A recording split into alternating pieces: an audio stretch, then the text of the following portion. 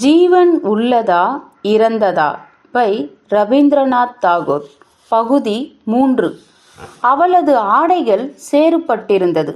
விசித்திரமான எண்ணங்கள் மற்றும் இரவு முழுவதும் நடந்தது அவளை ஒரு பைத்தியக்கார பெண்ணாக காட்டிற்று. உண்மையில் அவளது தோற்றம் பயப்படும்படியாக இருந்தது. குழந்தைகள் அவள் மேல் கல்லெறிவார்கள். அதிர்ஷ்டவசமாக அவள் ஒரு வழிப்போக்கரின் கண்ணில் பட்டாள். அவர் வந்து, அம்மா, நீங்கள் ஒரு மரியாதைக்குரிய பெண்ணாக இருக்கிறீர்களே, இந்த நேரத்தில் தனியாக இந்த நிலையில் எங்கே செல்கிறீர்கள் என்று கேட்டார். காதம்பனி தன் எண்ணங்களை சேகரிக்க முடியாமல் அமைதியாக அவனையே ஆழ்ந்து பார்த்தாள். அவள் இன்னும் இவ்வுலகத் தொடர்பில் இருப்பதாக நினைக்கவில்லை. ஒரு மரியாதைக்குரிய பெண் போல் தோற்றமளித்ததால் ஒரு பயணி தன் கேள்விகளை கேட்கிறான் என்பதை அவளால் நினைக்க முடியவில்லை. மீண்டும் அந்த வழிப்போக்கர் கேட்டான், வாருங்கள் அம்மா, உங்க வீடு எங்கே இருக்கிறது சொல்லுங்கள், நான் அழைத்துச் செல்கிறேன். காதம்பினி நினைத்தாள், மாமனார் வீட்டுக்கு திரும்புவது அபத்தமாக இருக்கும். அவளுக்கு பிறந்த வீடு இல்லை. அப்பொழுது அவளுக்கு தனது பாலிய சிநேகிதியின் நினைவு வந்தது. அவள் இளமை காலத்திற்கு பிறகு ஜோக்மாயாவை பார்த்திருக்கவில்லை. ஆனால் அவ்வப்பொழுது அவர்கள் கடிதங்களை பரிமாறிக்கொண்டனர். அவ்வப்பொழுது இருவருக்கும் இடையே சண்டை ஏற்படுவதுண்டு. ஆனால் அது சரிதான்.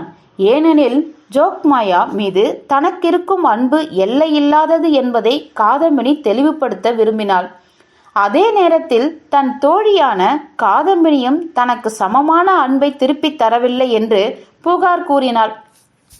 அவர்கள் இருவரும் ஒரு முறை சந்தித்தால் அவர்கள் பிரிக்க முடியாதவர்களாக இருப்பார்கள் என்பதில் உறுதியாக இருந்தனர்.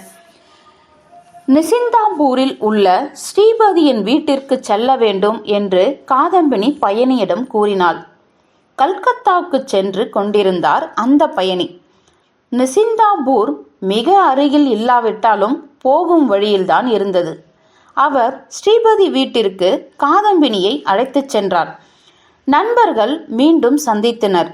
முதலில் அவர்கள் ஒருவரை ஒருவர் அடையாளம் கண்டு கொள்ளவில்லை. ஆனால் படிப்படியாக ஒருவருக்கொருவர் குழந்தை பருவத்தின் அம்சங்களை அடையாளம் கண்டனர். என்ன அதிர்ஷ்டம் என்றாள் ஜோக்மாயா.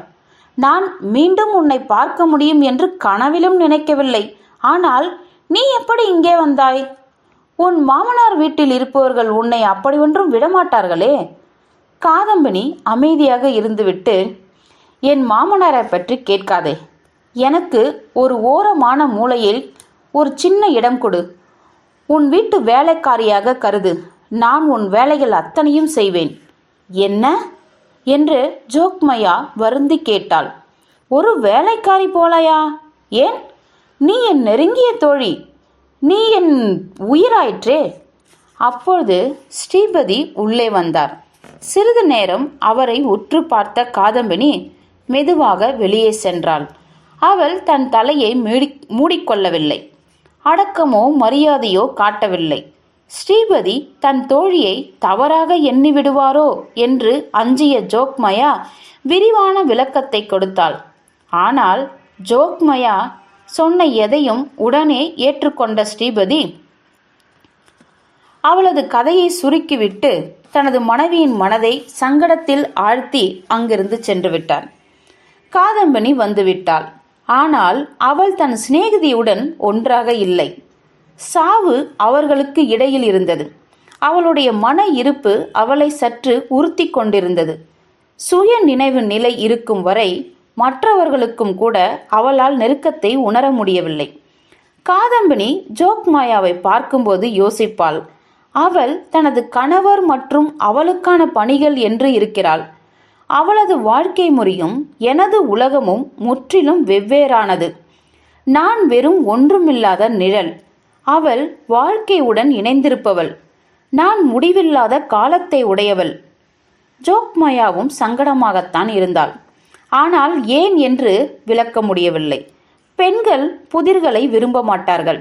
ஏனென்றால் நிச்சயமற்ற தன்மை கவிதையாக, வீரமாக, புலமை பரிசுகளாக மாற்றப்படலாம். வீட்டு பணியாக அதை கணக்கில் எடுத்துக்கொள்ள முடியாது. எனவே ஒரு பெண் ஒரு விஷயத்தை புரிந்து கொள்ள முடியாத போது அதை அழிக்க வேண்டும், அல்லது மறந்துவிட வேண்டும், அல்லது தனக்கு மட்டுமே உபயோகமாகும் விதத்தில் வைத்துக்கொள்ள வேண்டும். அவள் இதில் ஏதேனும் ஒரு வழியை கையாள தவறினால் அதுவே அவளது கோபத்திற்கு காரணமாகும். காதம்பனியின் கவனமின்மை மேலும் மேலும் அதிகரிக்க அவளிடம் பொறுமை இழந்த ஜோக்மயா அவளுடைய மனதில் என்ன சஞ்சலம் ஏற்பட்டது என்று வியந்தாள். பிறகு ஒரு புதிய ஆபத்து தோன்றியது. தன்னையே கண்டு காதம்பனி பயந்தாள். இருந்தும் அவளிடமிருந்து தப்பி ஓட முடியவில்லை.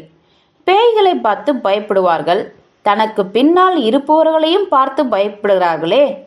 அவர்கள் பார்க்க முடியாத இடங்களில் பயம் இருக்கிறது. ஆனால் காதம்பனியின் பிரதான பயம் தன்னை சார்ந்தே இருந்தது, வெளிப்புறத்தில் இல்லை. நடு இரவில் தனது அறையில் தனியே இருக்கும் பொழுது அவள் அலறினாள். மாலையில் தனது நிழலையே விளக்கு வெளிச்சத்தில் பார்த்து அவள் உடல் நடுங்கியது. அவளது நிலையை பார்த்து வீட்டில் உள்ள அனைவரும் திகிலுற்றார்கள். வீட்டு வேலைக்காரர்கள் மற்றும் ஜோக்மயாவும் கூட பேயை காண ஆரம்பித்தார்கள். ஒரு நாள் நடு இரவில் காதம்பனி கத்தி அழுதபடி அவளது படுக்கை அறையிலிருந்து வெளியே வந்து ஜோக்மயாவின் கதவை தட்டினாள். ஜோக்மயா, என்னை உங்கள் காலடியிலே இருக்க விடுங்கள், தனிமையில் என்னை இருக்க சொல்லாதீர்கள் என்று கத்தினாள். ஜோக்மயாவின் கோபம் அவள் பயத்திற்கு சற்றும் குறையவில்லை. அந்த நொடியே காதம்பனியை அவளது வீட்டிலிருந்து விரட்டிவிட வேண்டும் என்று நினைத்தாள். நல்ல குணவானான ஸ்ரீபதி மிகவும் முயற்சி செய்து தனது விருந்தாளியை சமாதானப்படுத்தி அடுத்த அறையில் தங்க வைத்தார். மறுநாள் ஸ்ரீபதி சற்றும் எதிர்பார்க்காத வகையில் தனது மனைவியின் அறைக்கு அழைக்கப்பட்டார். அவள் அவர் மீது குற்றங்களை அடுக்கினாள். நீ உன்னை ஒரு ஆண் என்று சொல்கிறாயா? தனது புகுந்த வீட்டிலிருந்து ஓடி வந்த ஒரு பெண்ணை உன் வீட்டில் வந்து வாழ ஆரம்பித்து 1 மாதம் கடந்த நிலையில் அவளை நீ வெளியே அனுப்புவதற்கான எந்த ஒரு வழியும் சொல்லவில்லை. மாறாக அவளுக்கு பாதுகாப்பு அளிக்கிறாய். இதை விலக்கினால் எனக்கு தயை செய்ததாக நினைப்பேன். எல்லா ஆண்களும் ஒரே மாதிரிதான். ஆண்கள் பொதுவாக பெண்களை விரோதியாக பார்ப்பதில்லை. அதற்கு பெண்களே பொறுப்பு. மொத்தத்தில் ஸ்ரீபதி ஜோக்மயாவின் உடலை தொட எண்ணும்போது அவனது இரக்கமுள்ள மனதானது ஒரு நிமிடம் அழகான கேட்பாரற்ற காதம்பனியை பற்றிய ஒரு எண்ணம் சிறிதளவே தோன்றினாலும் அதை தனது செயலில் காட்டிக்கொள்ளவில்லை. அவளது மாமனாரின் வீட்டில் இருப்பவர்கள் இந்த விதவியை மோசமாக நடத்தியிருப்பார்கள் என்று நினைத்தார். ஒரு அளவுக்கு மேல் அதை சகித்து கொள்ள இயலாமல் அவள் இங்கே ஓடி வந்து தன்னிடம் அடைக்கலம் தேடி வந்திருக்க வேண்டும். அவளுக்கோ தாயோ தந்தையோ இல்லாத பட்சத்தில் அவள் எவ்வாறு அவளை விரட்ட இயலும்? இக்காரணங்களால் அவன் அந்த விஷயங்களை விட்டுவிட்டான். அவனை பொறுத்தவரையில் காதம்பனியிடம் அவள் மனதை வருத்தும் கேள்விகளை கேட்க விரும்பவில்லை. பிறகு அவன் மனைவி காதம்பனியை பற்றி வேறு விதமாக அவதூறு எழுப்பியதும் அமைதி காக்க அவளது மாமனாருக்கு தகவல் சொல்ல முடிவெடுத்தான். கடிதத்தினால் எதிர்பார்க்கும் பலன் இருக்காது என்று எண்ணி நேராகவே ராணிஹாட்டிற்கு சென்று நிலைமையை அறிய நிச்சயித்தான். ஸ்ரீபதி கிளம்பிச் சென்றதும் ஜோக்மயா தனது பங்கிற்கு காதம்பனிடம், இதற்கு மேலும் எனது தோழியான உன்னை இங்கே வைத்து கொண்டிருக்க முடியாது, ஊர் மக்கள் என்னவெல்லாம் பேசுவார்கள் என்றாள். காதம்பினி மரியாதையுடன் ஜோக்மயாவை பார்த்தபடி, மக்களுக்கும் எனக்கும் என்ன தொடர்பு என்றாள்.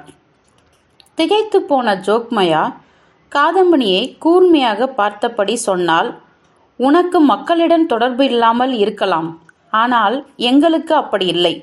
மறு வீட்டு பெண் இங்கு இருப்பதை அவர்களிடம் நாங்கள் எப்படி விளக்குவது? அதற்கு காதம்பனி தனது மாமனாரின் வீடு எங்கே இருக்கிறது என்றாள். என்ன ஒரு குழப்பம் என்றாள் ஜோக்மயா. எதற்கும் உதவாத பெண் அடுத்ததாக என்ன சொல்லுவாள்? மிக மெதுவாக காதம்பனி சொன்னாள், எனக்கும் உனக்கும் என்ன தொடர்பு இருக்கிறது? நான் இந்த உலகத்தவளா? நீ சிரிக்கிறாய், அழுகிறாய். அன்பு என ஒவ்வொன்றும் தனது பிடித்தமானத்தில் இருக்கிறது.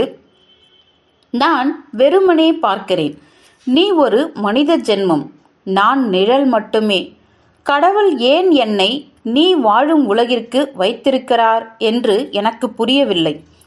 அவளது பார்வையும் பேச்சும் விசித்திரமாக இருப்பதைக் கண்டு ஜோக்மயா ஓரளவிற்கு உணர்ந்து கொண்டாள். அவளை விரட்டவோ மேற்கொண்டு ஏதேனும் கேள்விகள் கேட்பதோ பிரயோஜனமில்லை என்று யோசித்தபடி அங்கிருந்து சென்றாள்.